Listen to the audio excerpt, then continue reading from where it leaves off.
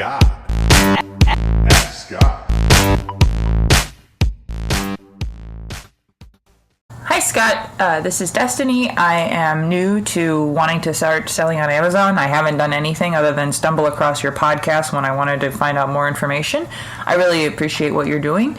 I'm a college student, so I listen to your podcast when I can. I think I've done about 6 or 7 of them. I started from the beginning and I listened to 6 or 7 of them, and I listened to 3 and 4 over and over and over again to try to really understand how to pick a product. But here's where I'm stuck. I know I'm not supposed to go into a market that's overly saturated, and some of the stuff on Amazon, like say the industrial section, it's not necessarily saturated because the reviews, there's only like maybe 200 to 300 reviews on each product, but I really can't see myself with a brand with that kind of stuff. It's kind of boring to me. But the section that I am interested in is makeup and cosmetics and stuff like that, because that's what I like to do anyway. But I have a feeling that that's going to be really, really saturated. And the second question that I have to that is in the makeup section, like, are you looking, like when he says beauty, do you, like the beauty section, are you looking for, like it would say lipstick be a subcategory of that? And like, what are the best-selling ranks of the best-selling products under the lipstick category and look under that? Or do I just go to the beauty section as a whole and see what is selling top selling? That I had a hard time differentiating that, and I'm just kind of torn between the two, just because I have a feeling that the beauty section is really saturated. So just some questions about how to go, figure that out. Thank you so much. It's Destiny. Bye.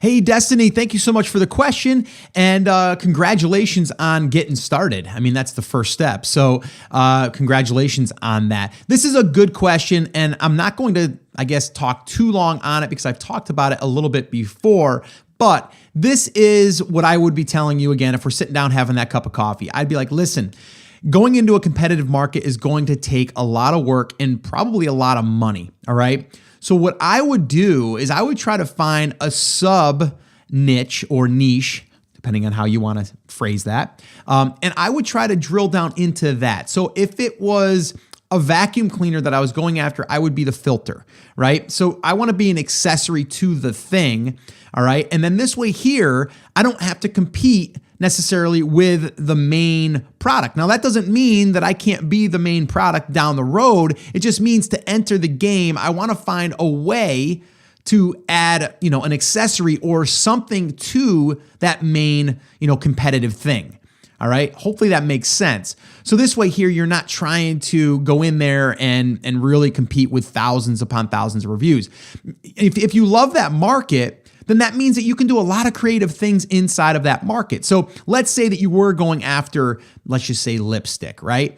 If you're going after the lipstick, you might not really go after that particular thing. You might go after the case to hold the lipstick, right? You might go after, different, I don't know much about lipstick, okay? It might be a carrying case for your lipstick, right? It might be that type of stuff. Or maybe you cater yourself towards people that are makeup artists, right? That don't necessarily it's not just for themselves, it's for clients, and then they have to have a certain storage unit. So you see how I'm going with this? Like, we're starting to brainstorm around that market, but not being, the one thing in that market or the big thing in that market. The other thing that you could do, and this is something that I'm playing around with right now, is if you want to draw attention, okay, and build up like an outside external launch list of some kind, because that to me will be, if you're going to launch something that's even semi-competitive, you're going to want an external strategy. So this way here, you can have sales on day one, and also you're not relying on Amazon to rank you and do all of that stuff right out of the gate.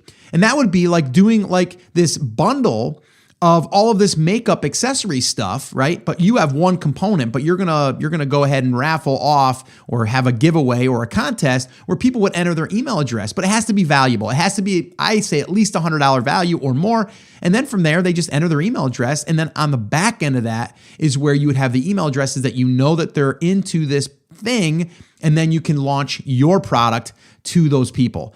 And that can be almost done instantly if you wanted to. After they enter their name and email address, you can instantly afterwards say, hey, thank you so much for registering. We'll go ahead and notify you if you won in the next 20 days or whatever. And oh, by the way, we have this awesome carrying case that we're giving away for 50% off or 25% off, whatever it is. And then they can be driven right over to your listing almost immediately. Did you hear that? I snapped. That means quick. That's what I would do. And again, this is how I think. This is how I try to figure out a way to get yourself into that market without having to be, really competing with the top dogs, if you will. You know what I mean? So this way here, you're able to still enter the market. The other thing that you could really do that would be cool is if you are selling something like, let's say, a lipstick or something. Well, if this, like you said, you kind of sound like this is something that you're passionate about, well, maybe you're going to do tutorials on YouTube, or maybe you're going to find other people that have done YouTube videos, and then you're going to reach out to them and say, hey, I got this new makeup line. I'd love for you to try it, and maybe do maybe a review on your YouTube channel, not on Amazon, on YouTube, where you can then they can then show their audience what they're using, and it happens to be your product, and then they can drive people over to your listing, or better yet, drive them over to a contest page, or drive them over to a discount to get the product, something like that. And I know that you're fairly new, but again, you have to think about how can you enter the market if you want to get into that market without really competing just with Amazon players, if that makes sense. Hopefully it does. All right. So that is my answer to your question. Good luck to you. And again, I would say just niche down. Like really just try to find out how to niche the market down. Don't just go after the fishing pole. Go after the fishing pole that's built for the bass fisherman, something like that.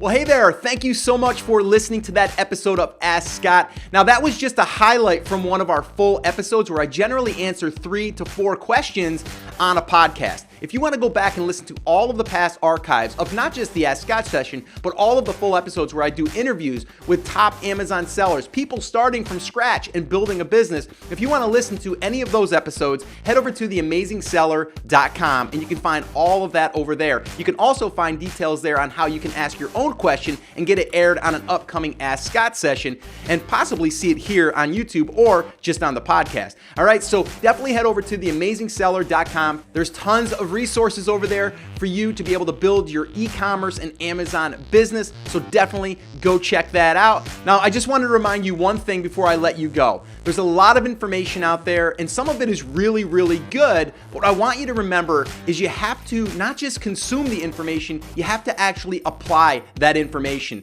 So take this information that you learned here today and apply it to your business, and this way here you can get results. As my shirt says, I wear it almost daily. Take action. We'll see you guys.